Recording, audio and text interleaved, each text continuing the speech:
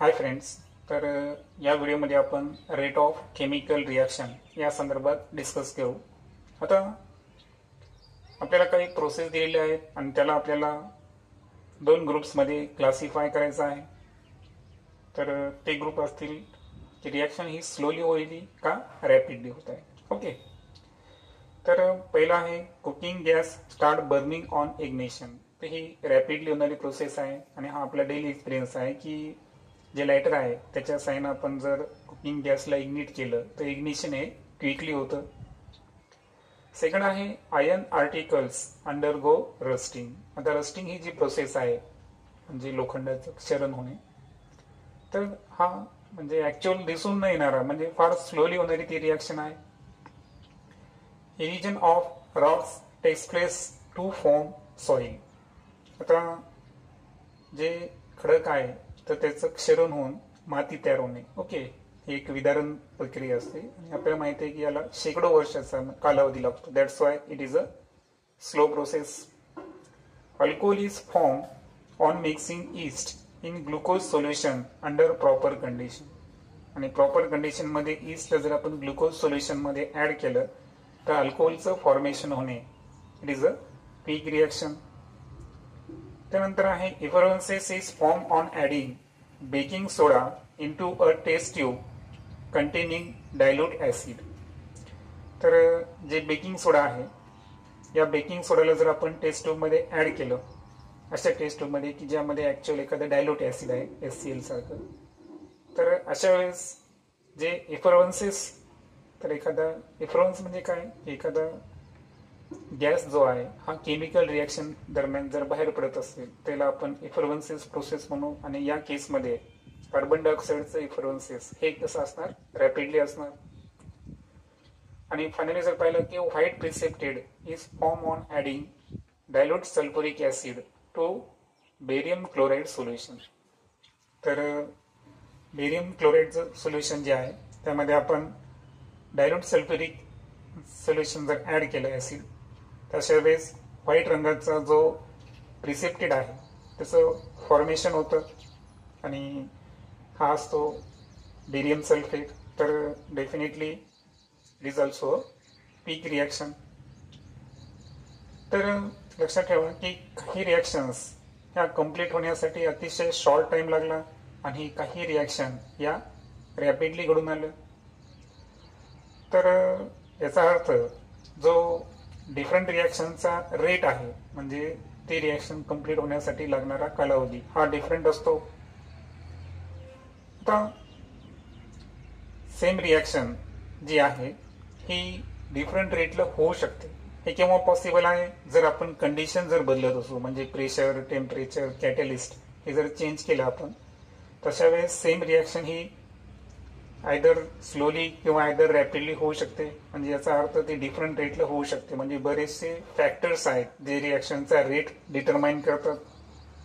जसं की एक्झाम्पल सांगितलं की विंटरमध्ये जे आहे तर मिल्क पासून कर्डचं सेटिंग होणं त्याला बराच कालावधी लागतो, कारण टेम्परेचर जे आहे ते कमी असतं।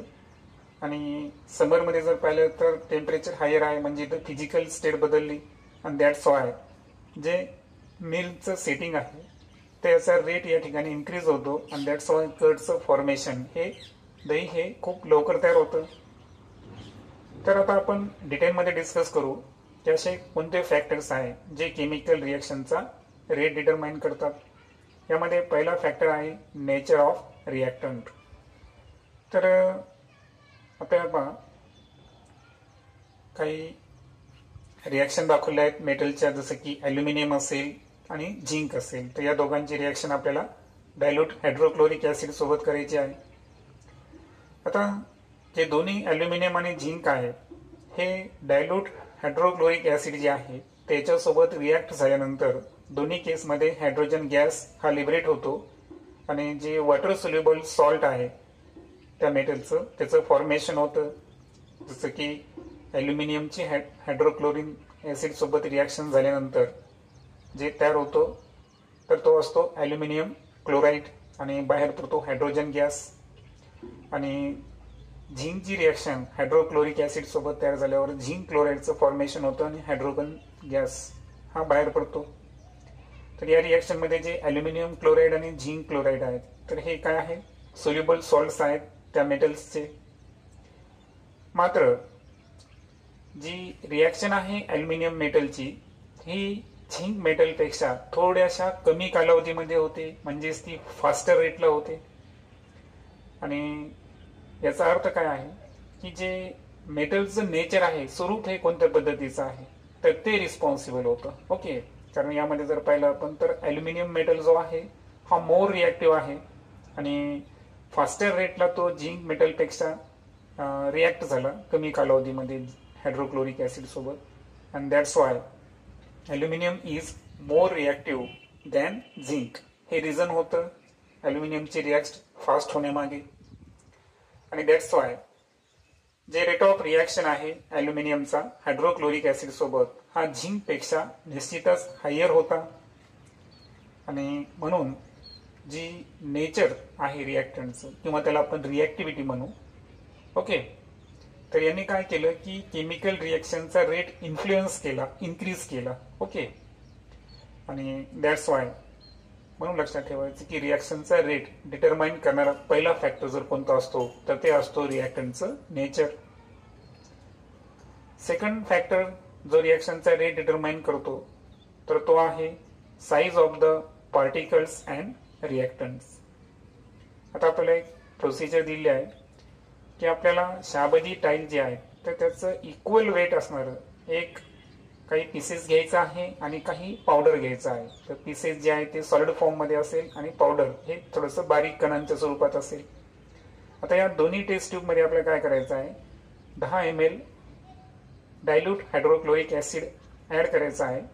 आणि जे कार्बन डायऑक्साईडचं जे इफरवन्सेस हे कोणामध्ये फास्टर होतं हे आपल्याला या ठिकाणी बघायचं आहे आणि कोणामध्ये स्लोअर होतं.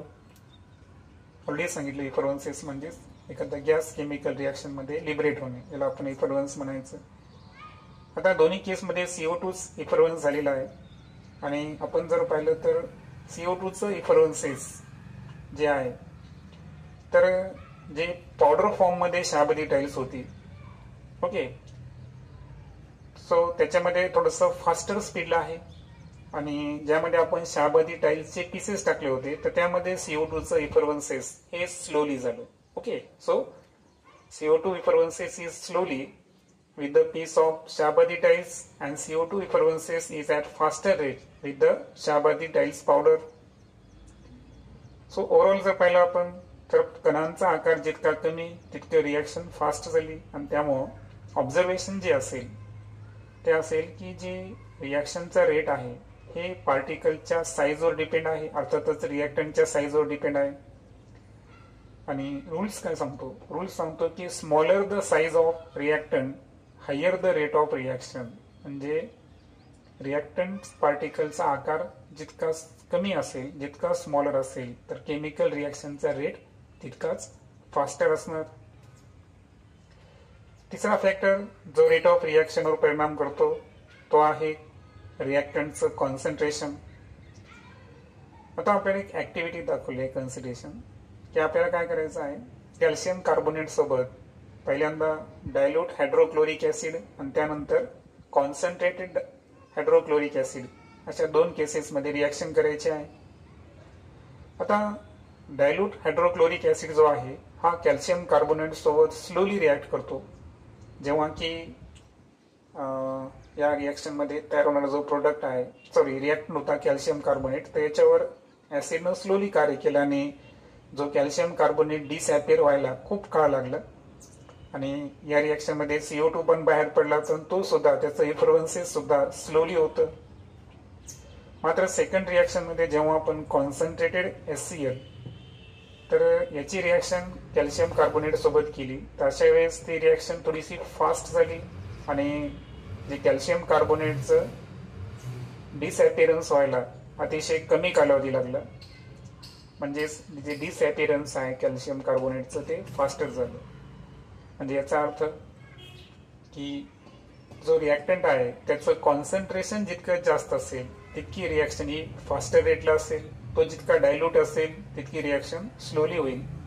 आणि त्यामुळे रूल्स काय सांगतो की concentrated acid reacts faster than dilute acid आणि सो रेट ऑफ रिॲक्शन हे कॉन्सन्ट्रेशन ऑफ रिॲक्टंटच्या डायरेक्टली प्रोपोर्शनल आहे. म्हणजे कॉन्सन्ट्रेशन रिॲक्टंटचं जितकं जास्त तितकं रेट ऑफ रिॲक्शन जास्त. चौथा फॅक्टर रिॲक्शनच्या रेट डिटरमाइन करणारा तो आहे रिॲक्शनचं टेम्परेचर. आता डिकम्पोजिशन रिॲक्शन आपण स्टडी केले आहेत आणि त्यामध्ये आपण एक्झाम्पल लाईमस्टोन कॅल्शियम कार्बोनेटचं डिकम्पोजिशन पाहिलं होतं. तर या ॲक्टिव्हिटीमध्ये जे लाईम वॉटर आहे हे does not turn milky before heating the limestone. म्हणजे लाईमस्टोनला उष्णता दिल्याशिवाय तो मिल्की होत नाही because of the zero rate of reaction. म्हणजे याचा अर्थ काय झाला की जोपर्यंत आपण त्याला हीट केलं नव्हतं तोपर्यंत रिॲक्शनचा रेट काय होता, 0 होता.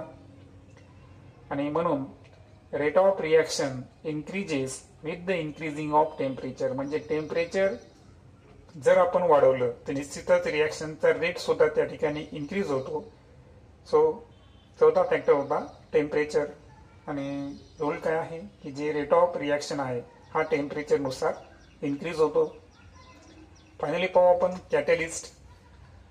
आता एक ॲक्टिव्हिटी दाखवली तुम्हाला की पोटॅशियम क्लोरेट ज्याचा फॉर्म्युला आहे KClO3 त्याला जर आपण हीट केलं तर उष्णतेच्यामुळे याचं डिकम्पोजिशन हे होतं, मात्र हे फार स्लोली होतं.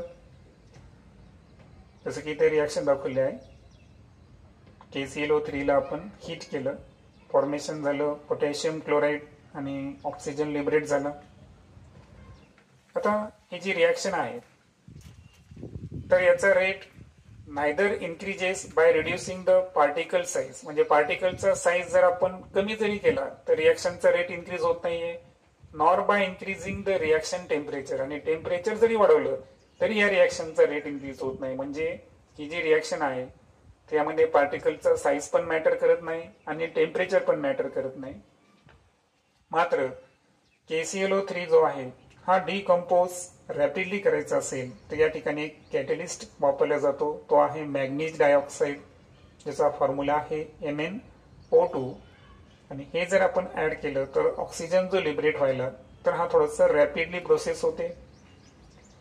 आता ऍक्च्युअली या रिॲक्शनमध्ये कॅटलिस्टनं रिॲक्शनचा रेट इन्क्रीज केला, मात्र रिॲक्शनच्या प्रोडक्टमध्ये कुठलाही चेंज आणला नाही. Okay, no chemical change takes place in MnO2 in this reaction. म्हणजे कॅटलिस्ट जो वापरला त्या कॅटलिस्टमध्ये कुठलाही रेट स्वतःमध्ये कुठलाही चेंज न येता रिॲक्शनचा रेट इन्क्रीज करत असेल तर अशा सबस्टन्सला आपण कॅटलिस्ट म्हणतो. म्हणून कॅटलिस्टची जी डेफिनेशन दिली आहे, the substance in whose presence the rate of chemical reaction changes without causing any chemical change to it, it is called as the catalyst. मग असा पदार्थ की ज्याच्या प्रेझेंट असल्यामुळं केमिकल रिॲक्शनचा रेट चेंज होतो म्हणजे इन्क्रीज होतो, मात्र without causing any chemical change to it. म्हणजे त्या कॅटलिस्टमध्ये कुठलाही केमिकल चेंज येणार नाही तर त्या सबस्टन्सला आपण कॅटलिस्ट म्हणतो. आता जे हायड्रोजन पॅरॉक्साईड आहे तर याचं जेव्हा डिकम्पोजिशन होतं वॉटर अँड ऑक्सिजन मध्ये तर हे रूम टेम्परेचरला स्लोली होतं.